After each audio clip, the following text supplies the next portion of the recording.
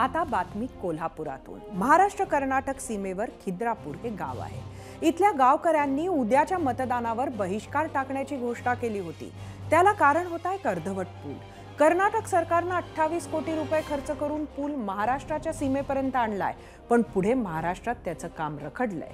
त्यामुळे मतदानावर बहिष्कार टाकण्याचा विचार तरुणांनी केला होता। मात्र एबीपी माझानं बातमी दाखवल्यावर प्रशासनानं तत्परतेनं दखल घेतली। 0 आवरमध्ये आज इथेच थांबूया। उद्या सकाळी 6 पासून मतदानाचे सर्व अपडेट्ससाठी एबीपी माझा नक्की पहा। मतदान नक्की करा।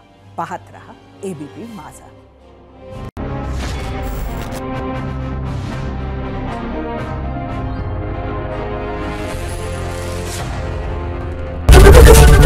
एबीपी माझा, उघडा डोळे बघा नीट।